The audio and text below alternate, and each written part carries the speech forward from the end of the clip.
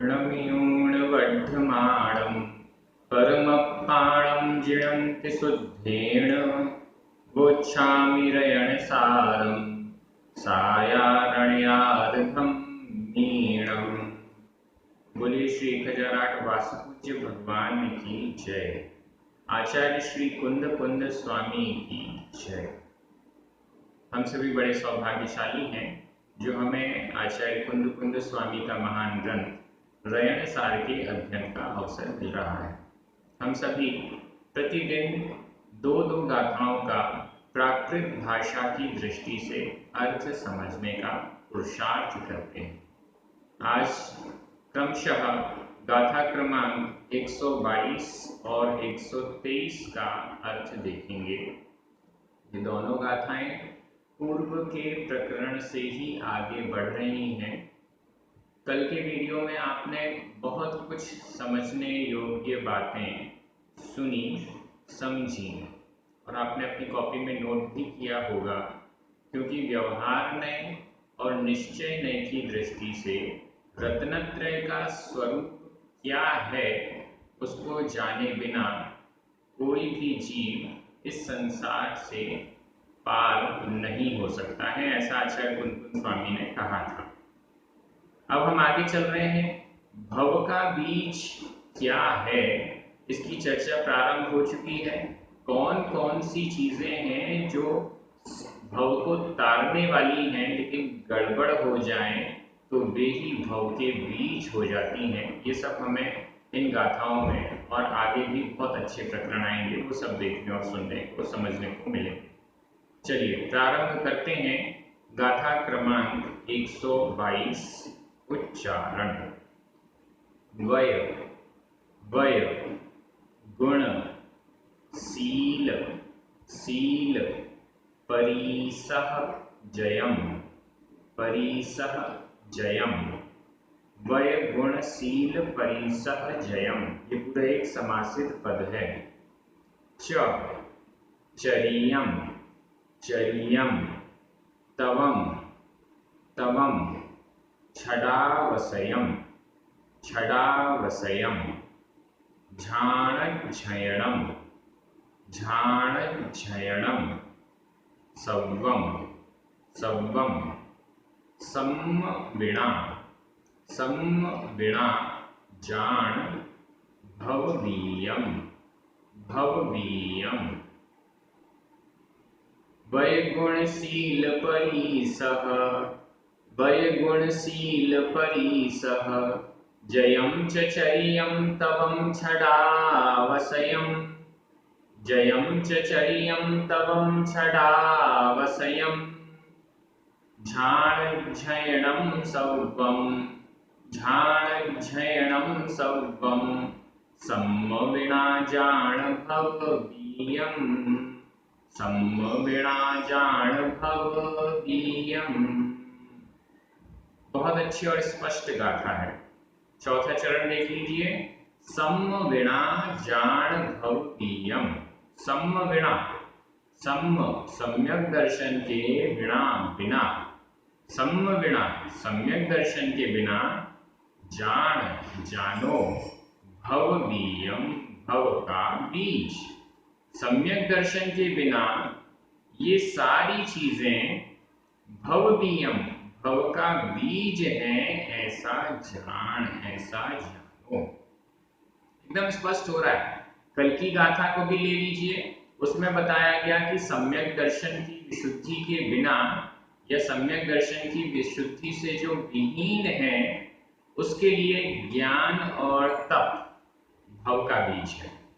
जो ज्ञान और तप कल्याण का कारण है, वह यदि सम्यक दर्शन के बिना है तो उसका साइड इफेक्ट है। ऐसे ही इन सब का भी, ये सब संसार से छुड़ाने वाली हैं, मोक्ष दिलाने वाले हैं, लेकिन यदि सम्वीणा सम्यक दर्शन के बिना है तो भववीयम भव यानी संसार का बीज ये माने गए।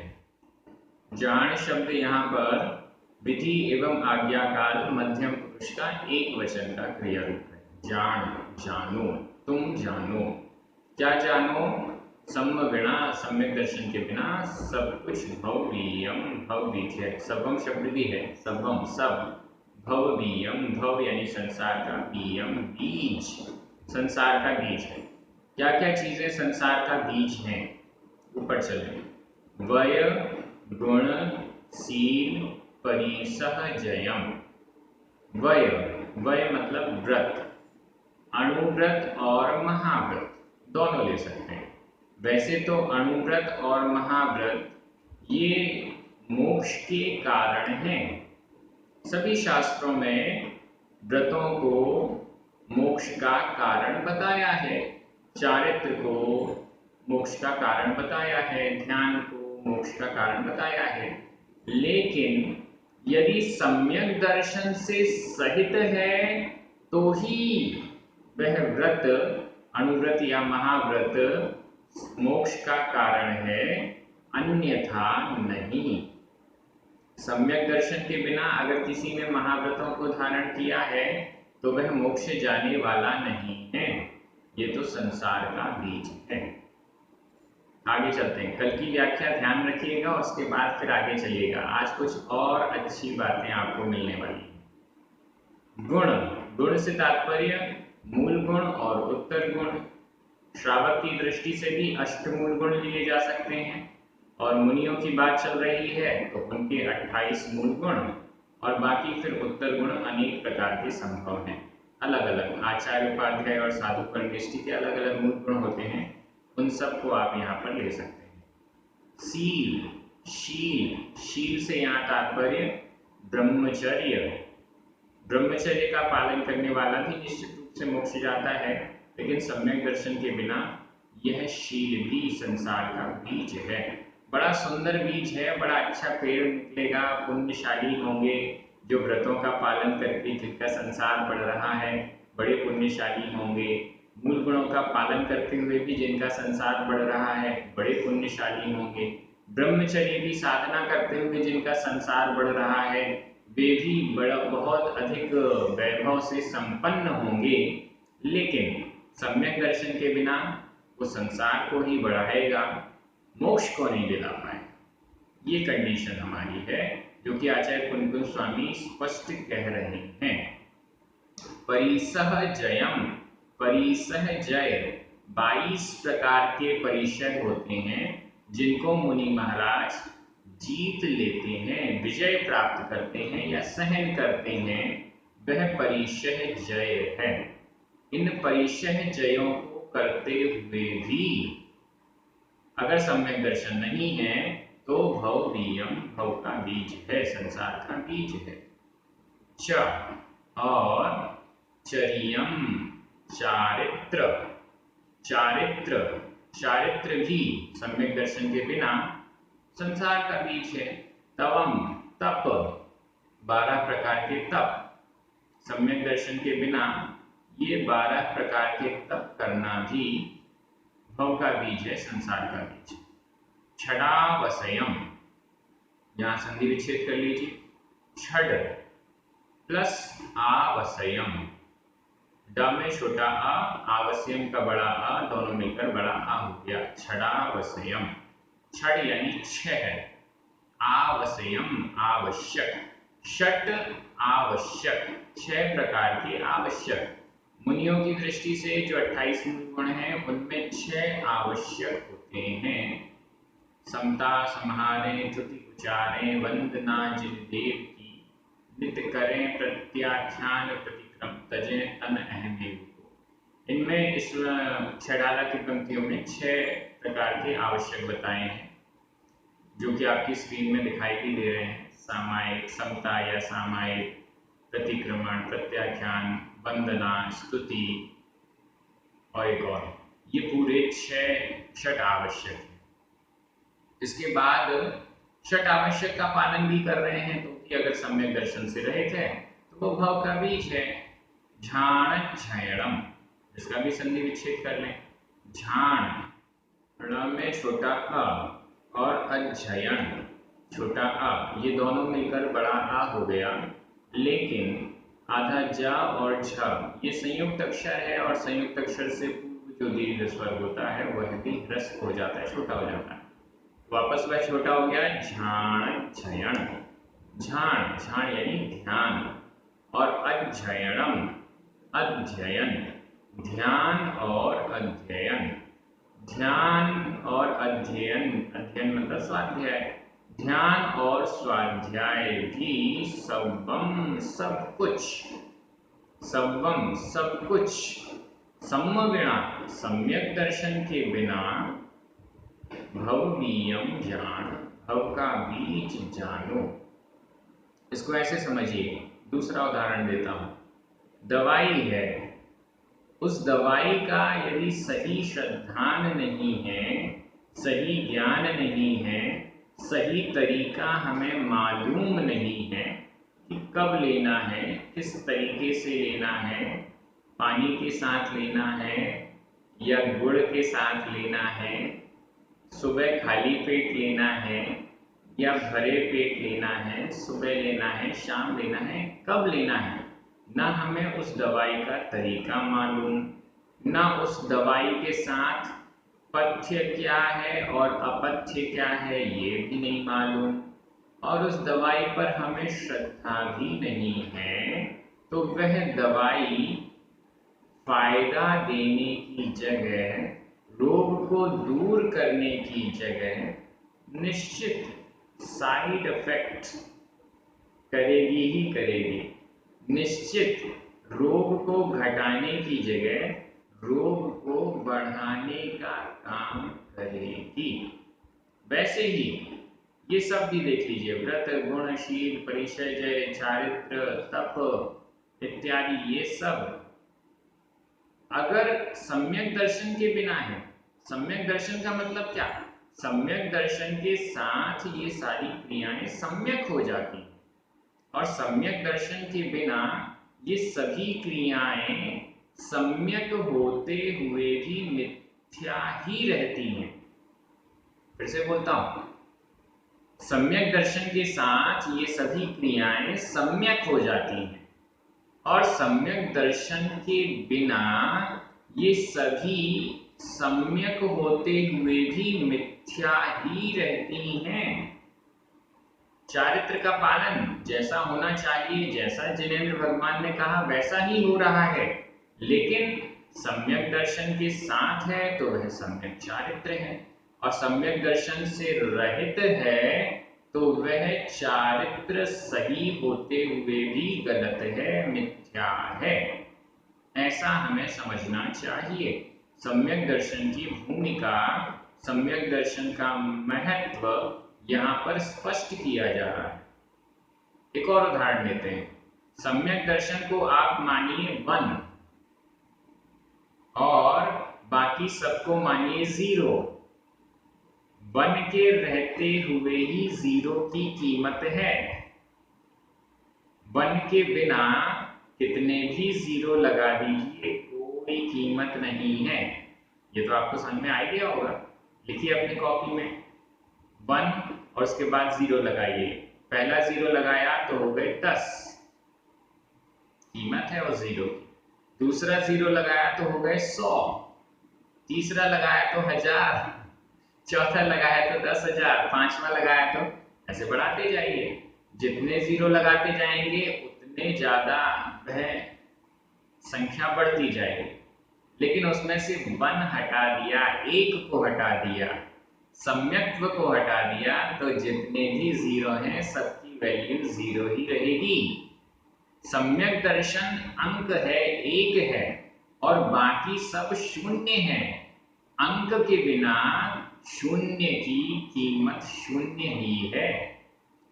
सम्यक दर्शन 1 हुआ, सम्यक दर्शन के साथ में जो भी चीजें जुड़ेंगी तो वो 10, 100, 1000, 10,000, लाख, 10 लाख, करोड़, ऐसी गिनती बनेगी।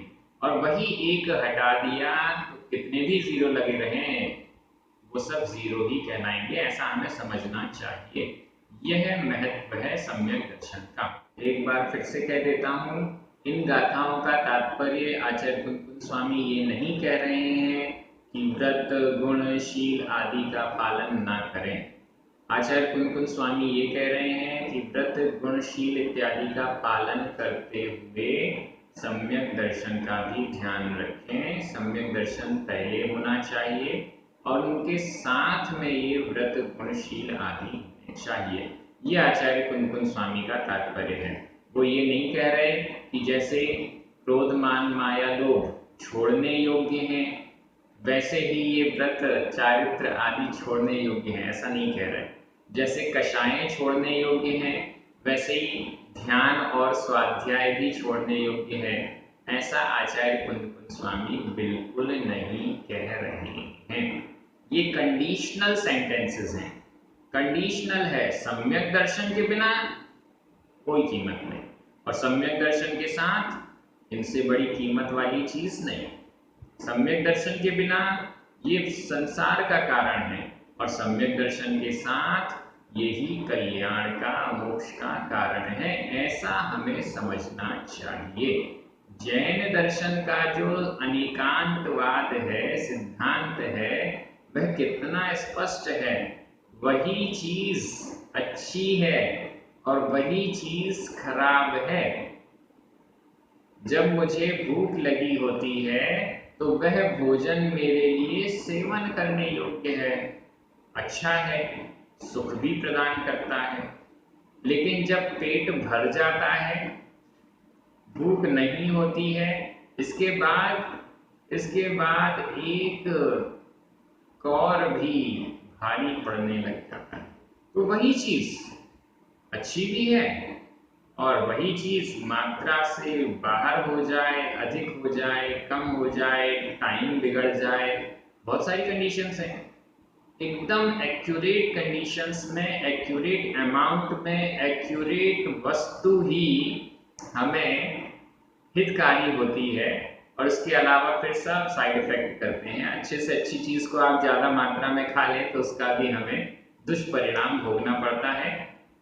आज का प्रश्न आप सभी से यही है, आपको लिखना है कि कौन सी ऐसी अच्छी वस्तु है जो अगर सही तरीके से हमने उपयोग में नहीं लाई तो उसका दुष्परिणाम हमें देखने को मिलता है। प्रश्न बड़ा अच्छा है और आप सभी बहुत अच्छे दिमाग लगा के बढ़िया नए उत्तर लिखेंगे टिप्पणी में। ऐसी कौन सी चीज है जो कि मानी तो जाती है कि ये अच्छी है, कल्याणकारी, हितकारी है, लेकिन अगर उसका प्रोसेस बिगाड़ कर हम उसका उपयोग करते हैं या मात्रा में अधिक या कम करके उसका उपयोग करते हैं तो वह हमें दुखदाई, कष्टकारी हो जाती है। अब चलते हैं अगली गाथा में। ये गाथा तो एकदम सरल थी और पूरी एक एक अक्षर से आपको समझ में आई होगी। अगली गाथा, गाथा क्रमांक 123। उच्चारण खाई, खाई, यहाँ ई की मात्रा ई जो है वो बड़ी है। खाई, पूया, पूया, लाहम, लाहम, खाई, पूया, लाहम। सत्काराइम, सत्काराइम, आधा का पूरा का, सत्काराइम, और ई के ऊपर बिंदी है तो इन ऐसा बोल रहे हैं। सत्काराइम, किमिच्छसे, किमिच्छसे, आधा चा और छा, किमिच्छसे, जोई, जोई, यहाँ पर भी ई बड़ी है, जोई। इच्छसी, इच्छसी, जई, जई, ई छोटी है, जई, जोई, जई, दोनों ई के उच्चारण देख लीजिए, जोई, जई। खाई, यहाँ सब ई बड़ी है, खाई, जोई और जई ये छोटी है। परलोयम, तेहिम, तेहिम, किम, तुच्छ, आधा ज, तुच्छ, परलोयम, परलोयम। खाई, पूयालाहम, खाई, पूयालाहम। सत्काराइम, किमिच्छसे, जोई, सत्काराइम, किमिच्छसे, जोई। इच्छसि जय परलोयम, इच्छसि जयि परलोयम् तेहिं किं तुच्छ परलोयम् तेहिं किं तुच्छ परलोयम्। बड़ा सुंदर और सटीक तर्क यहाँ पर आचार्य कुंदकुंद स्वामी उपस्थित कर रहे हैं। खाई पूया लाहम। खाई ख्याति, ख्याति प्रसिद्धि। पूया पूजा, पूजा का अर्थ है सम्मान, पूजा सम्मान। लाहम लाभ, कोई भी लौकिक लाभ फायदा। खाई ख्याति पूजा और लाभ, ये तीन हो गए। ख्याति प्रसिद्धि, पूया पूजा सम्मान, लाहम लाभ लौकिक वस्तुओं की प्राप्ति इत्यादि। जो भी मैं कार्य कर रहा हूँ उससे मेरी ख्याति फैलनी चाहिए, मैं आपको पढ़ा रहा हूँ मेरी प्रसिद्धि फैलनी चाहिए, या मेरी पूजा होनी चाहिए, मेरी तो नहीं होगी, सम्मान होना चाहिए, ऐसी इच्छा है। लाहम लाभ होना चाहिए, कुछ ना कुछ फायदा तो होना ही चाहिए। खाई पूया लाहम। सक्कारायम, सक्कारायम संधि विच्छेद कर लें। सक्कार रा में छोटा आ, आयम बड़ा आ, छोटा आ और बड़ा आ मिलकर बड़ा आ हो गया। सत्कार सत्कार, आयम आदि, सत्कार आदि, सत्कार आदि होना चाहिए, सम्मान होना चाहिए। ख्याति पूजा लाभ और सत्कार आदि किम इच्छसे, यहाँ भी संधि विच्छेद करें। किम इच्छसे, किम म आधा म, इच्छसे ई, आधा म और ई मिलकर म में ई की मात्रा हो गई। किम यानी क्या, इच्छसे इच्छा करते हो। किम यानी क्यों, इच्छसी किम क्यों, इच्छसी इच्छा करते हो, क्यों इच्छा करते हो। जोई जोगी योगी, हे साधु, हे साधु जोई यहाँ पर संबोधन है, संबोधन का एक वचन है। जोई हे साधु हे योगी। खाई पूया लाहम सत्कारायम, ख्याति पूजा लाभ और सत्कार आदि को किम इच्छसे क्यों चाहते हो, इनकी इच्छा क्यों करते हो। इच्छसे इच्छा करते हो, इच्छसे यहाँ पर वर्तमान काल मध्यम पुरुष एक वचन का क्रिया रूप है। इच्छसे इच्छा करते हो, क्यों इच्छा, तुम क्यों इच्छा करते हो, इनकी इच्छा क्यों करते हो। इच्छसी जयी परलोयम, तीसरा चरण देख लें। इच्छसी जयी परलोयम, जयी यदि, परलोयम इच्छसी, जयी यदि परलोयम परलोक की, इच्छसी इच्छा करते हो। यदि परलोक को अच्छा करने की इच्छा रखते हो, यदि परलोक को सुधारने की इच्छा रखते हो। इच्छसी भी यहाँ पर इच्छसे के समान ही मध्यम पुरुष, वर्तमान काल मध्यम पुरुष एक वचन का क्रिया रूप है। इच्छसी इच्छा करते हो। जय यदि, यदि परलोयम परलोक को, अगले भव को सुधारने की इच्छा रखते हो तो ख्याति पूजा लाभ सत्कार आदि की क्यों इच्छा करते हो। ये आपको समझ में आ गया होगा। हे योगी, यदि अपने परलोक को सुधारना चाहते हो तो ख्याति पूजा लाभ सत्कार आदि की इच्छा क्यों करते हो। ठीक है, ये सेंटेंस पूरा हो गया। अब चौथा चरण, तेहिम किम तुझ परलोयम।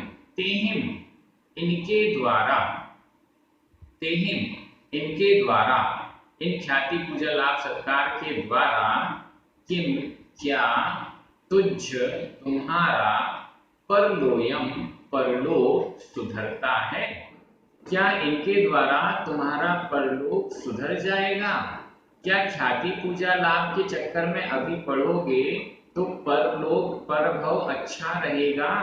किम क्या, तुझ तुम्हारा, परलोयम परलोक, तेहिम उनके द्वारा, तेहिम यानी उनके द्वारा, क्या उनके द्वारा तुझ तुम्हारा परलोयम परलोक सही होगा। अगला भाव क्या इनके इन ख्याति पूजा के द्वारा सही हो जाएगा? नहीं होगा। इसलिए यदि परलोक को सुधारना चाहते हो तो इन ख्याति पूजा लाभ सत्कार आदि के पीछे मत पड़ो। ऐसा आचार्य कुंद स्वामी स्पष्ट कह रहे हैं। और मुझे लगता है कि इसमें थोड़ा सा संधि विच्छेद वगैरह आप समझ लेंगे तो अर्थ लगाना बड़ा सरल है। बड़ी सरल गाथा है और स्पष्ट भी है। यदि परलोक को सुधारना चाहते हैं, इस भाव में जो चल रहा है तो ठीक है, लेकिन अगले भाव को अच्छा करना चाहते हैं, अगले भाव में अपना कल्याण करना चाहते हैं, तो हे योगी ख्याति पूजा लाभ आदि के चक्कर में मत पड़ो, इनकी इच्छा मत करो। ख्याति पूजा लाभ तो आपको मिलेगी ही मिलेगी, ख्याति पूजा लाभ ये तो आपको मिलेगा ही, लेकिन इनकी इच्छा मत करो। एक साधु है, साधु अपनी तपस्या में लीन है, अपने 28 मूल गुणों के पालन में तत्पर हैं, अपने रत्नत्रय की आराधना में कुशल हैं, तो अपने आप नहीं चाहेंगे तो भी ख्याति पूजा लाभ सब मिलेगा, लेकिन यदि इनको चाहेंगे तो नहीं मिलेगा। कहा यह जाता है, बहुत अच्छी बात है, ख्याति प्रसिद्धि ऐसी कुंवारी कन्या है, ख्याति ऐसी कुंवारी कन्या है जो इसके पीछे भागता है वो उसको प्राप्त नहीं कर पाता। ख्याति ऐसी कुंवारी कन्या है जो ख्याति के पीछे भागता है उसे ख्याति मिलती नहीं, और ख्याति जिसके पीछे भागती है और जो ख्याति के पीछे नहीं भागता है, ख्याति उसके पीछे भागती रहती है। जो प्रसिद्धि नहीं चाहता है, प्रसिद्धि उसके पीछे भागती है, वो ऑटोमेटिक प्रसिद्ध होता जाता है। मैं ख्याति नहीं चाहता, मैं पूजा नहीं चाहता, लाभ नहीं चाहता, सत्कार नहीं चाहता, तो भी ये सब हमें मिलेगा ही मिलेगा। लेकिन यदि हम इन सब को चाहेंगे तो ये सब हमसे दूर होते जाएंगे, ऐसा हमें विचार करना चाहिए। हमारा लक्ष्य ख्याति पूजा लाभ नहीं होगा तो ये अपने आप हमें मिलेंगे। हमारा लक्ष्य होना चाहिए आत्म कल्याण, हमारा लक्ष्य होना चाहिए मोक्ष मार्ग में आगे बढ़ना, हमारा लक्ष्य होना चाहिए सम्यक दर्शन के साथ चारित्र आदि का पालन करना।